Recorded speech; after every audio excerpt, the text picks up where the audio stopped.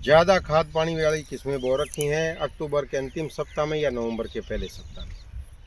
उन किसान भाइयों के लिए जिन्होंने जो है डीएपी 1 बैग की बजाय 1.5 बैग डीएपी डाला है, जिंक सल्फेट 10 किलोग्राम प्रति एकड़ का डाला है, यूरिया जो है वो 2-2.5 कट्टे की बजाय 3-3.5 कट्टा वो डालना चाहते हैं, 40 किलोग्राम बीज उन्होंने प्रति एकड़ इस्तेमाल किया है, गोबर की खाद भी डाली हुई है, अच्छी तगड़ी ज़मीन है।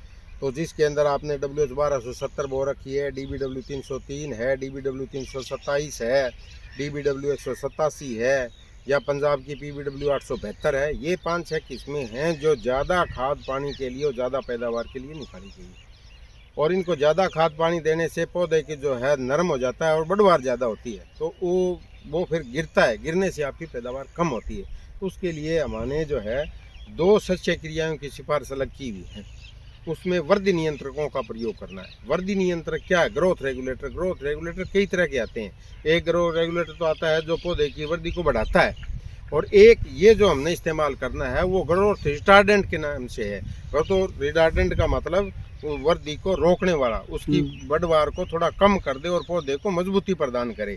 तो किसान भाई कहते हैं कि बार बार फोटो भेजते हैं कि किस टाइम करें। बिजाई के 50-55 दिन पे पहली, जब तने की पहली गांठ बनती है उस टाइम स्प्रे करनी है, और दूसरी स्प्रे करनी है आपने जब झंडा पत्ता निकलता है उस टाइम। झंडा पत्ता बाल गाभे के अंदर आ जाए, कोई कोई बाल ऊपर से दिखाई देने लग जाए, उस टाइम तक आप स्प्रे कर सकते हो। वो 80-85 दिन पे।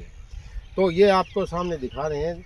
अगर आपने ज़्यादा खाद पानी दी है तो जिस तरह अपने जोई की फसल होती है वो काटते हैं तो हरे की तरह हो जाती है, तो इस तरह ये आपको दिखाई देने लग रही है। तो ये अभी से गिरनी स्टार्ट हो रही है। अगर इस तरह की आपकी ग्रोथ है 50-55 दिन पे, तो आपने हर हालत में जो है उसकी ग्रोथ रेगुलेटर की स्प्रे करनी है। ग्रोथ रेगुलेटर कौन कौन से हैं? पहला है क्लोरमिक्वाट के नाम से, जो लियोसिन के नाम से आता है। दूसरा उसके अंदर साथ में मिलाना है वो टेबुकोनाजोल है, फोलिकर के नाम से आता है। तो लियोसिन कितना लेना है? 400 मिलीलीटर दवाई लियोसिन लेनी है। 200 मिलीलीटर जो है टेबुकोनाजोल जो फोलिकर के नाम से आती है वो लेनी है। दोनों को टैंक मिक्स एक ही टंकी के अंदर डालना है, और 200 लीटर पानी प्रति एकड़ के हिसाब से आपने इस्तेमाल करना है। पहली स्प्रे करनी है आपने 50-55 दिन पे, और दूसरी स्प्रे करनी है आपने 80-85 दिन पे, जब झंडा पत्ता निकले उस टाइम। 2 स्प्रे करने से क्या होगा कि इसकी ग्रोथ जो है, इसकी बढ़वार जो है 8-10 सेंटीमीटर कम हो जाएगी। और जो तना इसके अंदर जिस तरह ये अब तना बनना स्टार्ट हो गया नोड, तो ये तना अंदर से ओलो थोथा होता है। तो ये थोथा है, इसके अंदर धागे भर के, और ये लिग्निफाइड होके धागे बन के भर जाएगा और बांस की तरह मजबूत हो जाएगा। गिरेगा नहीं तो आपकी पैदावार प्रति एकड़ ज़्यादा होगी। तो इसलिए कई किसान भाई जो कहते हैं कि हमने तो चमत्कार कर दी या दूसरा किसी को जिबरलिक एसिड दे दिया, नहीं। जो हमने टेस्ट किया है वो लियोसिन और टेबुकोनाजोल यही किया हुआ है। तो ये दोनों मिला के आपने स्प्रे करनी है। ये इसकी बढ़वार को रोकेंगे। बढ़वार रोकने से आपकी 8-10 सेंटीमीटर हाइट कम हो जाएगी। पौधे के अंदर जो धागा भर के इसका तना मजबूत हो जाएगा। गिरेगा नहीं तो आपकी पैदावार ज़्यादा होगी।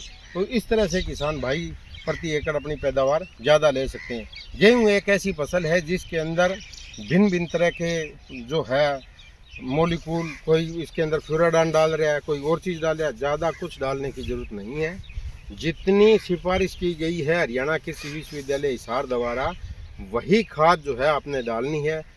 बहुत से किसानों का भी देखते हैं कि जो है डीएपी पहले नीचे डाल दी, फिर पहले पानी के ऊपर डालने लग रहे हैं, एनपी के ऊपर से डालने लग रहे हैं। ये खाद जो फास्फोरस है वो इमोबाइल है, तब चल नहीं सकता। ये तो आपने अगर जड़ के नज़दीक में नीचे डला हुआ है तो ही कामयाब है, नहीं तो ऊपर वो ज़मीन में पड़ी रहेगी, आपको वैसे ही फ़ायदा नहीं होगा। आपको आर्थिक नुकसान भी होगा और आपको पैदावार का पूरा जो भरपूर लाभ लेना चाहते हो वो नहीं ले सकते। तो इसलिए हमने जो है हमारे हरियाणा कृषि विश्वविद्यालय की जो सिफारिशें हैं उनके अनुसार किसान भाई खेती करें। और हमारे कुलपति महोदय प्रोफेसर BR कंबोज जी बार बार इस बात पर स्ट्रेस देते रहते हैं कि किसानों को जो है लेटेस्ट हमारी जानकारी, हमारी जो टेक्नोलॉजी जो हमने डेवलप करी है वो किसानों तक ज़्यादा से ज़्यादा पहुँचे, ताकि उनकी आमदनी बढ़े और उनका जीवन स्तर ऊपर होगा, जिससे हमारा देश और प्रदेश जो है आगे बढ़ेगा। सभी किसान भाइयों को मेरा धन्यवाद।